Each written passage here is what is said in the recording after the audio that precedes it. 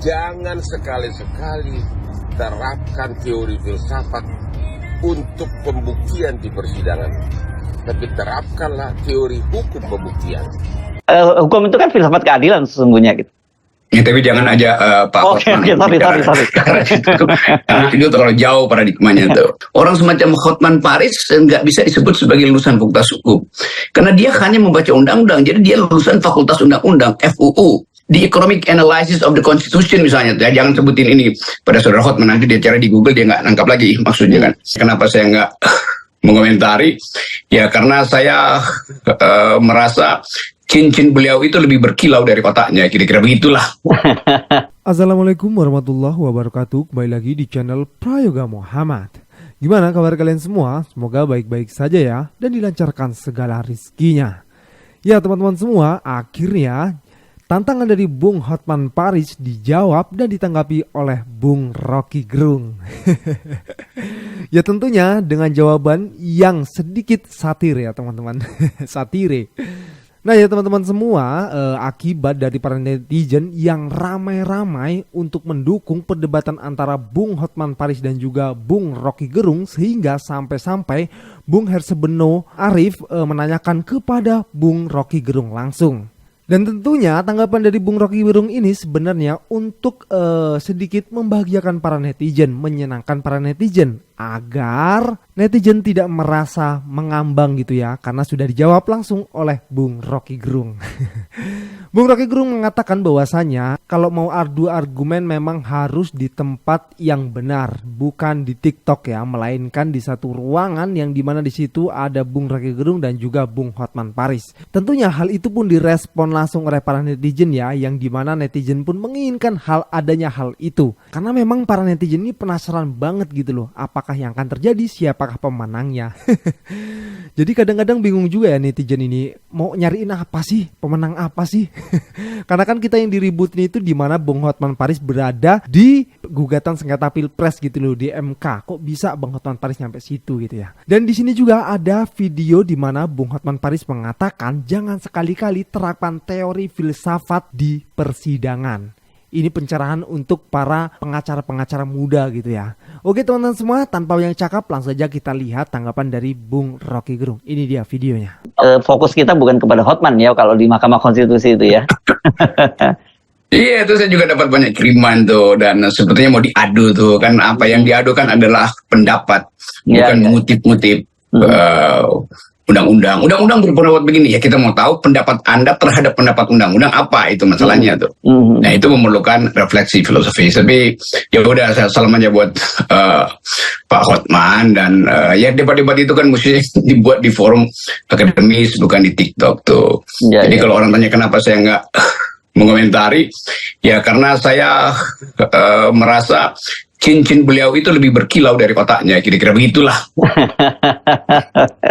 Jadi kita gagal fokus ke cincin sebetulnya ketimbang argumennya. Jadi bercanda-bercanda antara ya buat melegakan lah netizen, karena dikompor itu soal netizen.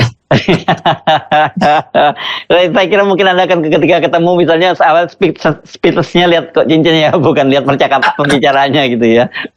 Iya, kan selalu orang nyari fokusnya apa tuh. Tentu orang nggak akan cari fokus di dalam pikiran beliau, karena cincin beliau itu yang lebih menarik perhatian, itu aja. Iya. Ternyata tidak hanya Hakim Arif Hidayat ya yang merespon cincin dari Bung Hotman Paris, bahkan Bung Rocky Gerung pun menyinggung cincin Bang Hotman Paris. Ya teman-teman semua, ini kita dengarkan dulu ya pencerahan dari Bang Hotman Paris mengenai filsafat ya. Dan nanti ditanggapi juga oleh Bung Rocky Gerung. Ini dia videonya. Pencerahan hukum untuk para pengacara muda. Jangan sekali-sekali terapkan teori filsafat untuk pembuktian di persidangan, tapi terapkanlah teori hukum pembuktian. Sebagai contoh, pajak. Pajak itu yang nagih siapa? Secara hukum yang nagih itu adalah negara, bukan Jokowi. Pajak itu adalah atas perintah undang-undang, bukan atas perintah Jokowi. Sama dengan bansos. bansos itu bukan atas pemberian Jokowi, tapi atas perintah undang-undang. Oke? Dan undang-undang tersebut disetujui oleh antara lain pengusung 01 dan 03. Ini sekali lagi, bansos bukan perintah Jokowi, bukan pemberian Jokowi, tapi perintah undang-undang. Pajak bukan karena dipungut oleh pemerintah, tapi karena perintah undang-undang. Itulah bedanya hukum dan filosofi. Karena 03 menerapkan teori filosofi, maka kacau balau pembelaannya di MK. Kacau balau. Ya, lagi-lagi Bang Hotman Paris menyinggung tentang filsafat ya, seperti yang beliau jelaskan di video tadi. Kita lihat tanggapan dari Bung Rocky Gerung. Selalu seperti itu ya Bung Rocky. Kalau bicara soal kepastian hukum itu bicara legal formal. Tetapi yang legal formal itu tidak bisa selalu mewakili rasa keadilan masyarakat kan begitu. Dan rasa keadilan masyarakat itu munculnya kan dari hati nurani. Dan itu kalau kita tarik lagi ke lebih atas itu kan berkaitan dengan value yang dipandu oleh filsafat keadilan kan. Hukum itu kan filsafat keadilan sesungguhnya gitu. Ya, tapi jangan aja Pak Hotman. Sorry. Karena itu terlalu jauh paradigmanya tuh.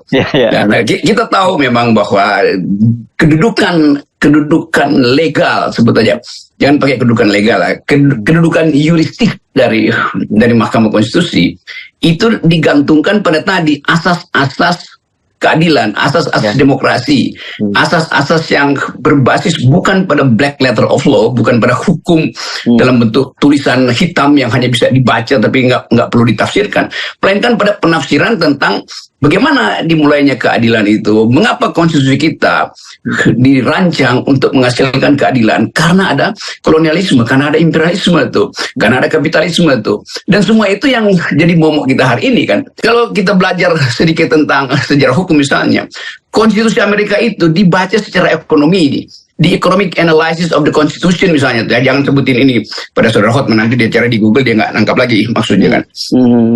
Begitu banyak profesor di Amerika yang datang dari tradisi justice itu. Richard Posner misalnya, orang yang menulis buku babon tentang Economic Analysis of Law, memakai metode ekonomi untuk membaca hukum itu. Jadi Mahkamah Konstitusi juga akhirnya terpicu untuk membaca banyak literatur di luar hukum. Nah itu sebetulnya terobosan yang sering kita sebut sebagai, memang dia belum menjadi hukum positif, tapi dia menjadi the future law, ius constituendum, hukum yang akan datang itu, yang dasarnya ya perkembangan keadilan gitu kan.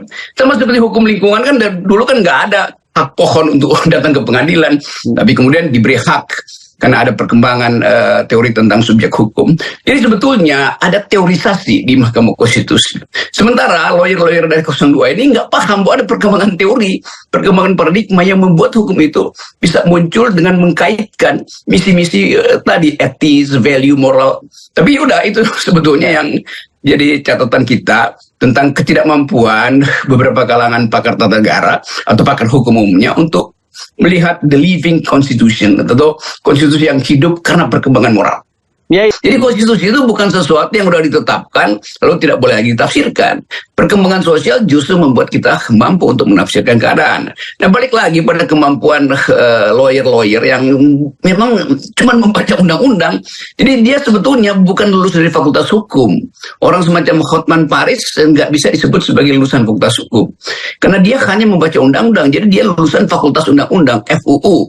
Kalau orang kasih satir sedikit, fakultas undang-undang bukan fakultas hukum. Ya namanya. Jadi kalau disingkat FAK gitu. Tapi kita mau bermain-main sebetulnya dalam upaya untuk menghasilkan satu modus keadilan yang baru tuh, yang memungkinkan bangsa ini tumbuh secara beradab. Kan itu dasarnya itu. Bagaimana misalnya partai buruh di Inggris itu mengubah konstitusinya, mengubah undang-undang dasar partainya dari perjuangan kelas pergi pada perjuangan parlemen. Karena ada desakan intelektual bahwa pertengkaran itu sebaiknya dibawa ke parlemen, jangan dibawa ke jalan dalam bentuk revolusi misalnya tuh. Jadi perkembangan-perkembangan ini menunjukkan bahwa hukum itu hidup. Jadi bukan sekedar sekali lagi, ya undang-undang bilang begini, ya kalau undang-undang bilang begitu, Terus buat apa Anda berpendapat? Karena pendapat Anda tidak ada karena sekedar mengutip undang-undang. Jadi hukum berkembang karena perbedaan pendapat. Nah, perbedaan pendapat itu bukan perbedaan tentang tafsir undang-undang, tapi perbedaan untuk melihat kemungkinan di depan melakukan pembaruan hukum. Nah, itu yang disebut sebagai cara membaca hukum secara progresif. Ya itu teman-teman, tadi sedikit tanggapan dari Bung Rocky Gerung mengenai hukum. Ya sedikit Bung Rocky Gerung menyinggung tentang Bung Hotman Paris, bahwasanya Bung Hotman Paris bukan lulusan fakultas hukum tapi fakultas undang-undang. Kalau dibuat satir dikit singkatannya apa itu tadi? Ya itulah teman-teman semua ya, antara Bung Hotman Paris dan juga Bung Rocky Gerung, dimana sepertinya saat ini kalian sudah puas ya, sudah jangan dilanjutkan lagi. Karena tadi Bung Rocky Gerung sempat mengatakan ya bahwasanya kalau hanya debat di TikTok itu tidak penting ya, karena debat itu memang membutuhkan forum akademis agar apa ya, agar outputnya pun nanti bisa dicerna dan baik untuk penontonnya gitu loh teman-teman semua. Jadi tidak melulu dengan kepuasan yang tidak menjadikan kita paham dan pintar gitu. Oke teman-teman semua, ini sedikit juga ya wejangan dari Bung Hotman Paris. Kita harus ingat teman-teman semua, mereka berdua ini orang-orang yang hebat dalam bidangnya masing-masing. Jadi kita tidak perlu untuk menjatuhkan salah satu dari mereka. Karena yang menjadi perdebatan kita saat ini hanyalah kenapa Bung Hotman Paris bisa sampai berada di tim hukum 02, itu aja, stop sampai situ. Oke teman-teman semua, ini kita lihat wejangan dari Bung Hotman Paris. Begitulah kehidupan kami, kerja subuh. Raffi Ahmad rata-rata tidur cuma 3-4 jam. Hotman juga begitu. Selalu ada kita cari kerjaan.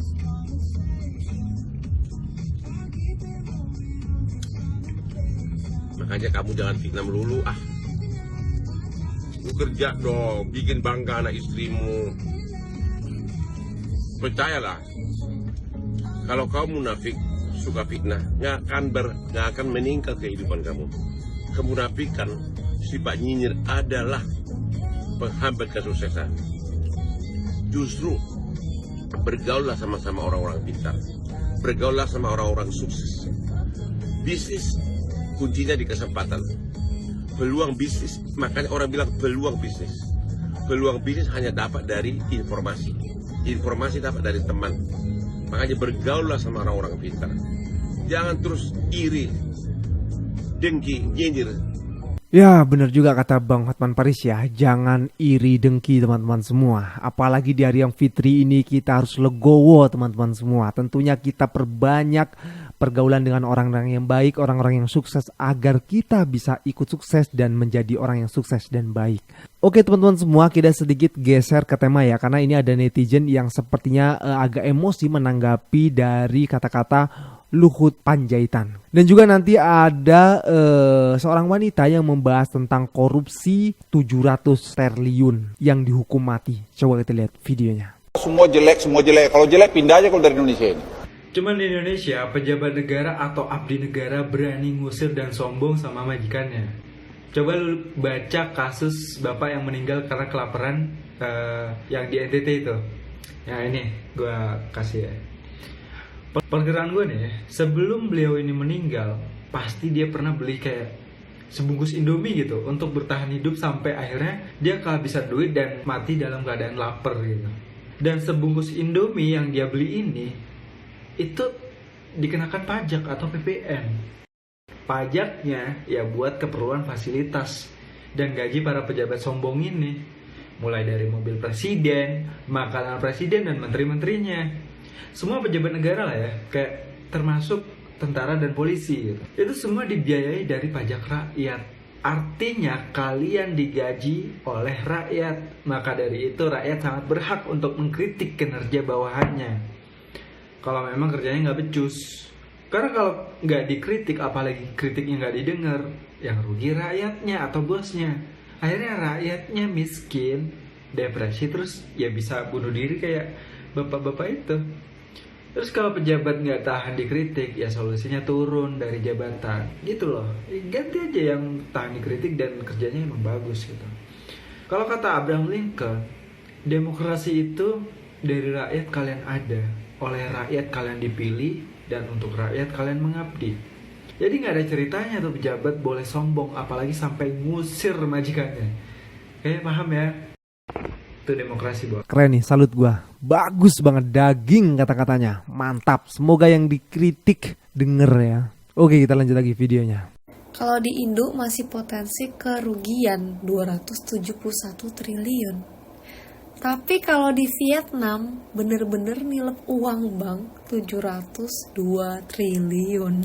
Kalau di Indo yang ketahuan belasan orang. Tapi kalau di Vietnam satu wanita berumur 67 tahun bernama Trong Melan dengan pekerjaan property developer udah ngelut uang dari bank terbesar di Vietnam yaitu Saigon Commercial Banks selama 11 tahun dengan total 44 billion USD dan udah kepake 27 billion USD. Berdasarkan berita yang gue baca, kata prosecutor di Vietnam itu bilangnya 27 billion USD itu gak akan bisa dibalikin. Tapi berdasarkan berita yang beredar, bisa jadi hukum ngancem eksekusi mati biar si Trong Melan ngasih tahu sisa uangnya tuh kemana biar bisa dibalikin ke negara. Saking membagongkannya kasus ini di Vietnam, itu sampai melibatkan 2.700 orang untuk jadi saksi, 10 state prosecutor, dan 200 lawyer. Dan lo tahu barang buktinya sebanyak 104 box atau kotak. Dan kalau dihitung beratnya itu mencapai 6 ton sebagai barang bukti. Terus all the defendants atau ya yang ngebela si Trong Melan, termasuk husbandnya, itu dapat hukuman 4 orang di penjara seumur hidup. Sisanya dapat hukuman penjara sekitar 3-20 tahun.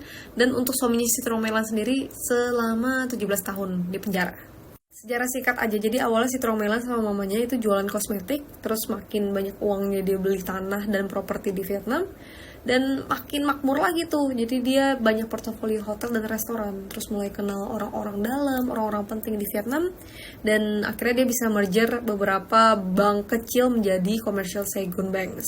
Dan peraturan di Vietnam itu, satu orang nggak boleh punya shares 5% kalau dalam perbankan, tapi si Trong Melan punya 90% Commercial Saigon Banks. Karena dia punya kepemilikan dan shares terbesar ya di bank tersebut, jadi dia ya kontrol semuanya. Dia pilih orang-orang yang dia bisa percaya, yang bisa kerja di bawah dia untuk ya entahlah memanipulasi segala sesuatu bisnis orang-orang, investor dan lain-lain untuk meraup uang.